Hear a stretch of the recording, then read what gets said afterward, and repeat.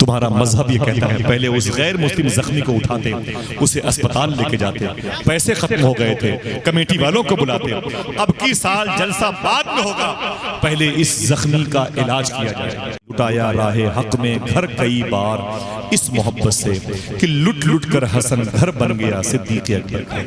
मुझे इस मौके पर फिर वली सिफत खतीब हुजूर से शबाहत में याद आए। मैं उनका बड़ा ख़ास हूँ और मैं उनसे बड़ी मोहब्बत करता हूँ। उससे ये ज़ादे हैं, गौस पाक के बेटे हैं। उनकी एक बात मुझे याद आती है, बता दूँ साहब? सब याद है इनको, कुछ नया नहीं मालूम। ये सिर्फ इसलिए बैठे हैं कि आप बैठे रहें, सिर्फ इसलिए बैठे हैं कि आप बैठे रहें। ये आपको मैदान महशर में मुस्कुराते हुए देखना चाहिए। जरा सी देर हो गई कि इनको क्लास में पहुंचने के लिए ना, तो इनके उस्ताद, इनके टीचर्स, इनके नाजिम, कमेटी के सदर इनको डांटेंगे। उसकी फिक्र नहीं है, फिक्र आपकी है कि आप कैसे मैदान महशर में मुस्कुराए। आपको छोड़ के नहीं जाना चाहते। हमें आपने खाना खिलाया, इन्हें क्या दिया? हमें आपने नजराना देंगे, इन्हें क्या देंगे? ये 10-20 रुपए नहीं, 100-200 रुपए अपनी गाड़ी में तेल भराते हैं, हुजूर के नाम की मजलिसों में शिरकत करते हैं। इसका अजर कौन देगा? कोई दे न दे, रब काबा की कसम, अल्लाह का रसूल देगा। और कोई देखे इन्हें ना देखे, इमाम हुसैन देख रहे हैं। कौन देख रहा है? इमाम हुसैन देख रहे हैं। सैयद साहब मुझे याद आए जब सिद्दीक़ अकबर को मदीने में नंगे पांव चलते हुए देखा। इसे याद, वो बार बार आपके शहर में नहीं आएंगे, हम जैसे कुत्ते हमेशा भूखते रहेंगे। सिद्दीक़ अकबर से किसी ने पूछा, उमर फारूक आजम ने, ऐ मेरे भाई, आप मदीने शरीफ में रातों को नंगे पांव क्यों चलते हैं? हाथों को उठा के बताओ, इस पर अमल करोगे इंशाअल्लाह? ऐ मेरी माओ, मेरी बहनों, अपने बच्चों को तरबियत दिया करें। सिद्दीक़ अकबर की इस कौल को भूलना नहीं इंशाअल्लाह। वादा करो, इसे कल बताओगे किसी न किसी को कि गौस पाक के शहजादे से ये शबाहत मियां शाह साहब किबला का जुमला कोड किया गया। समझे आप? क्या सिद्दीक़ अकबर मदीने में नंगे पांव चलते थे? उमर फारूक आजम ने पूछा, मेरे भाई मदीने में नंगे पांव क्यों चलते हैं? तो सिद्दीक़ अकबर ने फरमाया था कि मैं चप्पल जूते इसलिए नहीं पहनता कि मेरे चप्पल की खट खट की आवाज से किसी गरीब की नींद में खलल न पैदा हो जाए। अब आइए अपनी कंपेयर करें, अपना मुहासबा करें। हम क्या करते हैं? वो मूसा अलैहिस्सलाम से खाना खिला के खाते थे और हम दिखा दिखा के खाते हैं। वो हुजूर थे जो अपने गैर मुस्लिम मेहमानों के बिस्तर को धुल दिया करते। एक हम हैं कि अगर वो गैर मुस्लिम जख्मी पड़ा है, हिंदू कोई शख्स, तो लोगों से कहते हैं वीडियो बना करके वो हिंदू था। तुम्हारा मजहब ये कहता है पहले उस गैर मुस्लिम जख्मी को उठाते, उसे अस्पताल लेके जाते, पैसे खत्म हो गए थे, कमेटी वालों को बुलाते, अब की साल जलसा बाद में होगा, पहले इस जख्मी का इलाज किया जाए, पहले इसे जख्म, इस जख्म को भरने दिया जाए और फिर ये कहना कि ये जख्मी हमें नहीं जानता लेकिन मदीने वाले आका को जानता है। कल जब उसकी महफिल में कहा जाएगा मुसलमान बड़े दरिंदे होते हैं, तब यही जख्मी इंसान ठीक होके बोलेगा, तुम झूठ बोलते हो, अगर मुसलमान वहां ना होते तो मैं तो मर गया। तुम्हारी तरफ से वो सफाई देगा। सही है कि नहीं? बोलो। आज हमारे बच्चे 2-2 लाख रुपए की बाइक लेते हैं, सिलेंसर निकाल देते हैं, पट पट पट आवाज गली कूचों में चलते हैं। कितनी माएँ ऐसे होती हैं जो उनके बच्चे 2-2 घंटे रोते रहते हैं। अपने बच्चों को सुलाने के लिए माएँ अपनी आंखों से इतने आंसू निकालती है ना, कोई देखता नहीं है, रोती रहती है। जब उनके बच्चे बड़ी मुश्किलों में सो जाते हैं, अल्लाह का शुक्र अदा करती हैं। उतनी ही देर में उतनी ही देर में ये बदतमीज बेअदब किस्म का इंसान सिलेंसर निकाल करके अपनी बुलेट लेके, अपनी गाड़ी लेके दौड़ा है उसके दरवाजे पर। इतनी जोर से आवाज लगाई है कि बच्चा उसके हाथ से जमीन पर गिर पड़ा। फिर जब रोया है तो रात भर अपनी माँ को रुलाता रहा। ऐ मेरे दोस्त, इसका खमियाजा कौन भुगतेगा? हो सकता है वो औरत रो रही हो जिसकी ससुराल बगल में हो और उसके मैके में उसका बाप एक गिलास पानी के लिए तड़प रहा हो। बेटी को खबर मिल गई हो कि मेरा बाप बीमार है, उसे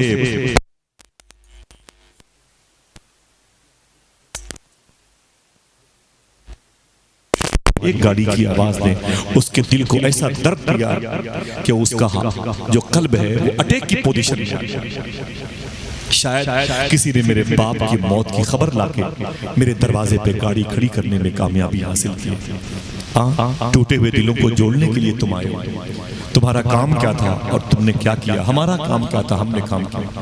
आइए दोस्तों, अगर थोड़ी सी इंसाफ की बात आती है, जमीन की बात आती है, आज हमारी जहनियत इस कदर गंदी हो गई है ना, 2 बाई 2 की जमीन के लिए 3-3 लाशें घर के दरवाजे पर पड़ी होती हैं।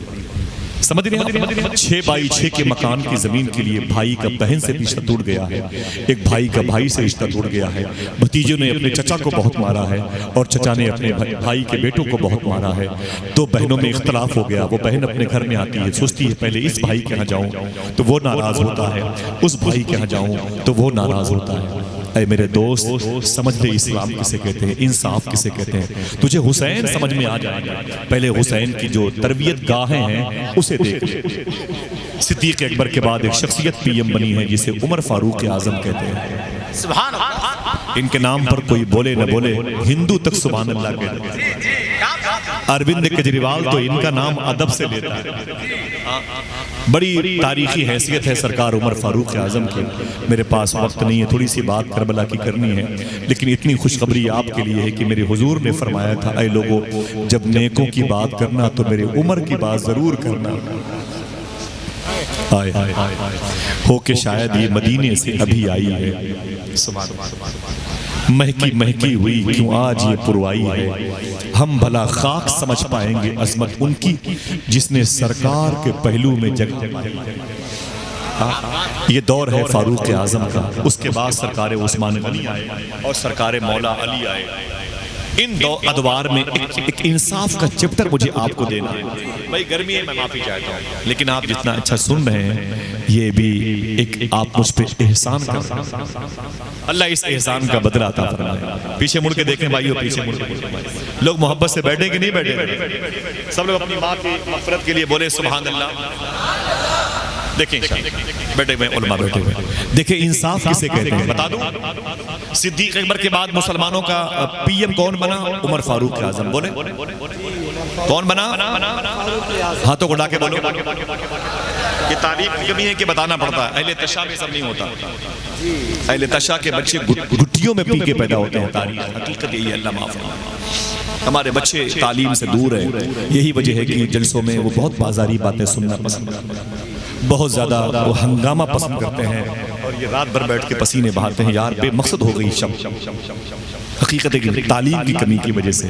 देखें इंसाफ किसे कहते हैं, अब हुसैन समझ में आएंगे। ये दौर उमर फारूक आजम का, सुभान अल्लाह। इसी दौर में सरकार मौला कायनात इरशाद, मैं मदीने शरीफ में अपने घर में सो रहा था। कौन कहता है? हजरत अली। मौला कौन कहता है? मौला अली कहते हैं। मैं अपने घर में सो रहा था, मैंने ख्वाब क्या देखा कि हुजूर का जमाना आ गया। किसी से पूछ के मौला अली फरमाते, मैंने ख्वाब क्या देखा, अल्लाह के नबी मदीने में हैं और हुजूर की मस्जिद से बिलाल अजान दे रहे हैं, अल्लाह अकबर अल्लाह अकबर। मौला अली फरमाते, मैंने ख्वाब में देखा कि जब बिलाल ने अजान दी तो सारे नमाजी अपने अपने घरों से निकले, हुजूर भी अपने हुजरे से निकले। जब हुजूर अपने हुजरे से निकले तो हुजूर मुसल्ले इमामत पर चले गए। फजर की नमाज हुजूर ने पढ़ाई। ये अली ख्वाब देख, फजर की नमाज हुजूर ने पढ़ाई। नमाज के बाद हुजूर ने किबला की तरफ पीठ किया और अपने गुलामों की तरफ चेहरा मुबारका किया और उन्हें बताने लगे, समझाने लगे दीन क्या है। मौला अली फरमाते, ख्वाब अभी मैं देख रहा था, अचानक एक बूढ़ी औरत डलिये में खजूरें लेकर के हुजूर की बारगाह। कभी आऊंगा तो बताऊंगा कि लड़कियां हुजूर से कैसी मोहब्बत करती, बूढ़ी औरतें मदीने में हुजूर से कितनी मोहब्बत करती थी, बूढ़े लोग मदीने में हुजूर से कितनी मोहब्बत करते थे, बच्चों ने हुजूर से कैसा इश्क किया। आज मेरा ये टॉपिक नहीं है, हुसैन को समझो। ऐसे बैठे रहिएगा इंशाअल्लाह, हंगामा नहीं। मैं अपनी बातें याद करना चाहता हूँ, आपके पैसे जाए ना हो। सुने मौला अली फरमाते, मैंने देखा कि बूढ़ी औरत डलिये में खजूरें लेके आ गई। मेरे आका ने फरमाया, अम्मी जान क्या बात है? उसने कहा, आका ये मेरे पेड़ की पहली फसल है खजूर की, इसे लाई हूँ, कबूल फरमा ले, गुलामों में तकसीम कर दें, इसे बांट दें। अली फरमाते, मैंने ख्वाब में देखा कि हुजूर ने सबको एक एक खजूर दी। कितनी? सब बोले।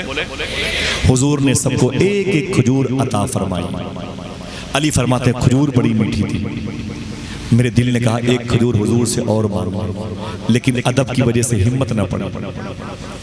खजूर बड़ी मीठी थी। कहते हैं मीठी खजूरें खा ही रहा था कि अचानक ओरिजिनल मैंने क्या आवाज सुनी कि वाकई हुजूर की मस्जिद से अजान की आवाज आने लगी फजर की। वो आवाज आई तो मैं जाग गया। जब जाग गया तो ख्वाब के रिश्ते से अपने आप को अलग कर दिया, मुनक़ता कर दिया, तोड़ दिया। कहते हैं मैं बड़ा खुश हुआ आज को मैंने हुजूर को ख्वाब में देखा, बड़ा खुश हुआ। अली फरमाते हैं जब अजान की आवाज़ आई तो मैंने वजू किया, मैंने नमाज की तैयारी की, चला गया हुजूर की मस्जिद में। तो मैंने क्या देखा कि जैसे ख्वाब में हुजूर अपने हुजरे से निकले थे वैसे उमर भी अपने घर से चल के मुसल्ले पर आ गए। अब उमर फारूक आज़म ने फजर की नमाज पढ़ाई। कहते हैं मौला अली मैंने क्या देखा, उमर फारूक आज़म ने फजर की नमाज के बाद किबला की तरफ पीट करके हुजूर के गुलामों की तरफ चेहरा करके उनको कुछ तालीम देने लगे। अचानक कहते हैं कि सरकारे मौला अली वही ख्वाब की वो तस्वीर रिवर्स हुई। मैंने कहा जैसे हुजूर की मौजूदगी में बूढ़ी औरत दिलिये में खजूर लेके आई थी वैसे मैंने देखा ओरिजिनल तौर पर असल एक बूढ़ी औरत वाकई दिलिये में खजूर लेके आ रही है। उमर फारूक आज़म कहते हैं बैठे थे, क्या बात है अम्मी जान? तो मौला अली फरमाते हैं कि उस औरत ने कहा आका ये मेरे पेड़ की पहली फसल है, इसे कबूल फरमा ले, हुजूर के गुलामों को इसे बांट दे। अली फरमाते मैं खुश था, जो ख्वाब देखा उसकी तस्वीर ताबीर की सूरत में देख रहा हूँ। अब उमर फारूक आज़म ने दिल्ली में खजूरें ली और सबको कितनी एक एक खजूरें हुजूर ने सबको उमर फारूक आज़म ने बांटी।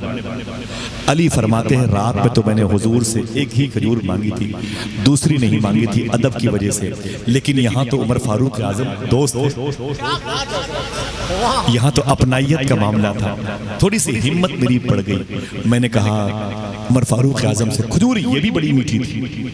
अली फरमाते मौला खजूर ये भी बड़ी अच्छी थी। तो मैंने उमर फारूक आज़म से कहा भाई, बोले क्या बात है? मैंने कहा अगर दिक्कत न हो तो एक दो खजूरें, अगर जहमत न हो तो एक दो खजूरें और दे दें। खुदा की कसम सुनो दोस्तों, इसे इंसाफ कहते हैं। उमर फारूक आज़म ने दिलिया ज़मीन पर रख दिया और फरमाया ऐ अली तुम्हें मैं दो खजूरें क्यों दूं जब तुम्हें ख्वाब में मदीने वाले आका ने एक ही खजूर अता फरमाई।